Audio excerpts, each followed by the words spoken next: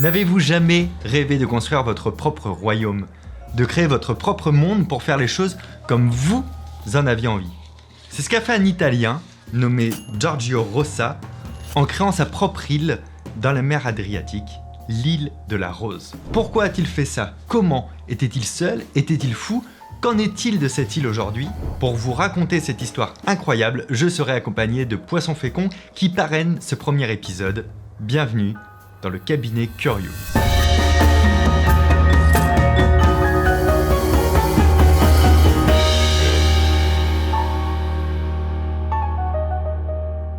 Qui est ce Giorgio Rosa qui a réussi à créer une île et son propre état indépendant?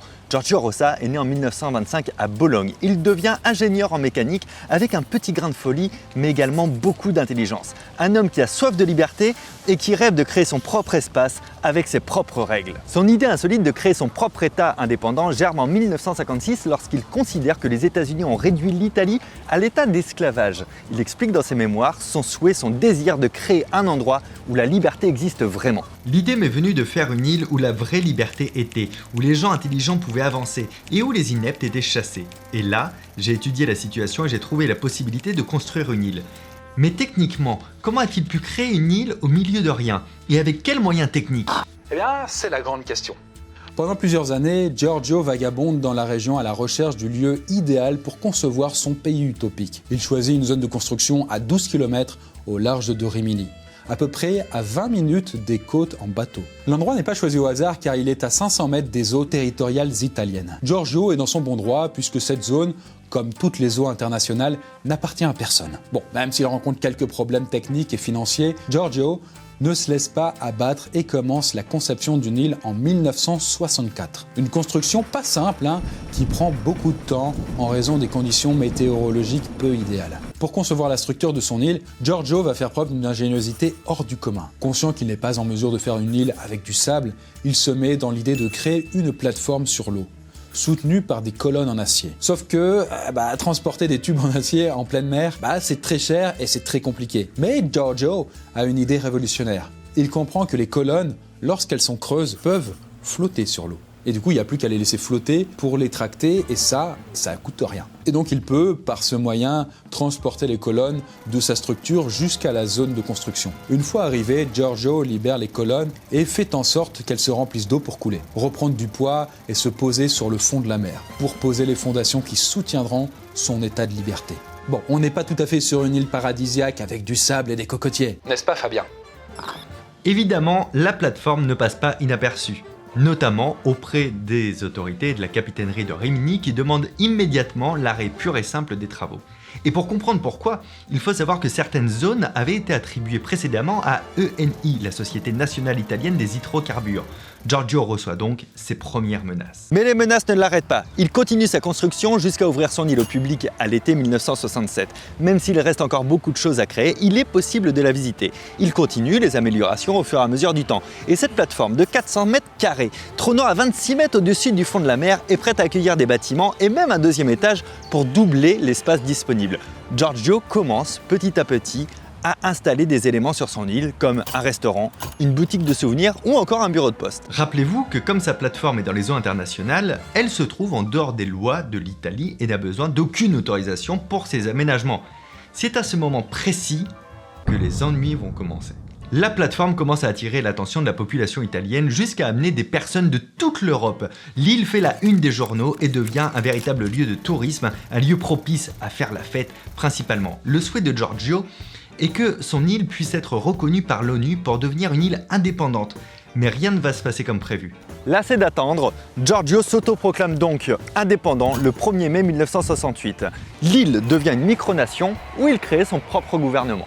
Il dispose d'une présidence de ses départements avec son ministre des Finances, de l'Intérieur et des Affaires étrangères. Ouais, tout à fait. Et d'ailleurs, l'île se développe à vitesse grand V, au point d'avoir sa propre monnaie, son propre timbre, son propre drapeau et même sa propre langue, l'espéranto. Ça loutonne, putain. Je l'ai appris l'espéranto d'ailleurs. Par ces dispositifs, Giorgio Rosa souhaite montrer une réelle indépendance vis-à-vis de la République italienne et ainsi asseoir sa souveraineté. La même année, le gouvernement italien commence à s'en mêler et à s'agacer. Nous sommes alors en 1968 et l'État italien n'apprécie pas la conférence de presse qui présente officiellement le projet aux médias, très attiré par l'étrangeté de ce scoop. En fait, quand le gouvernement italien apprend l'existence de cette île, il fait immédiatement un blocus naval, faisant en sorte que personne ne puisse y accoster. C'est du sérieux là. Mais alors, pourquoi le gouvernement s'en mêle puisque l'île se situe dans les eaux internationales? Eh bien, pour une raison surprenante. Même si cette île se situe en dehors des eaux internationales, elle demeure une source d'inquiétude pour le gouvernement italien et la police italienne. Le trafic maritime vers l'île de la Rose est très important et crée forcément des revenus touristiques. Et du coup, le gouvernement va prétexter qu'il s'agit d'un stratagème pour échapper aux impôts italiens. Mais ce n'était pas la seule explication. En fait, d'après la République italienne, cette île pourrait aussi constituer un risque pour la sécurité de l'OTAN. Elle pourrait, par exemple, offrir une sorte de couverture aux sous-marins nucléaires soviétiques. Bon, en réalité, cette piste est un peu bancale car Giorgio Rosa était de droite et se déclarait libéral. Donc c'est pas tout à fait comme les soviétiques, quoi, c'est un peu l'opposé. Mais l'État était bien déterminé à balayer l'île.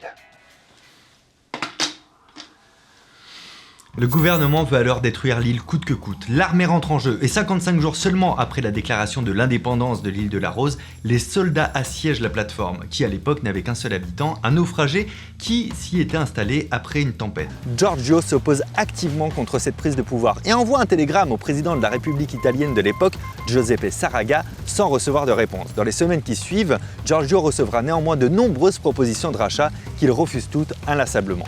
Par la suite, le ministère de la Marine marchande entame une procédure judiciaire afin que la plateforme soit détruite. Rosa dépose un recours qui est rejeté et en novembre 1968, des équipes commencent à amener à Rimini tout ce qui se trouvait sur l'île en prévision de la démolition à l'explosif. Début 1969, la démolition commence sous le regard impuissant de Rosa qui aura tout fait pour que cela n'arrive jamais. Malgré tout, la structure résiste et c'est finalement, courant février, une tempête qui finira par la faire disparaître définitivement.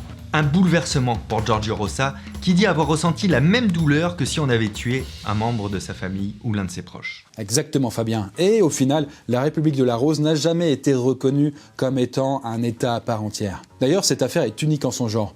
Et il n'y a pas eu de précédent dans l'histoire juridique. Et donc, pour éviter que ce genre de scénario arrive à nouveau, l'ONU a repoussé les frontières des eaux internationales de 11 à 22 km partout dans le monde. Donc Giorgio a d'une certaine façon démontré une faille dans le système et le système entier a dû s'adapter face à la force de la vision d'un seul. Et c'est en 2017 que Giorgio Rosa est décédé à l'âge de 92 ans. Lorenzo Rosa, son fils, décrit son père comme une personne très précise, détaillée et très organisée.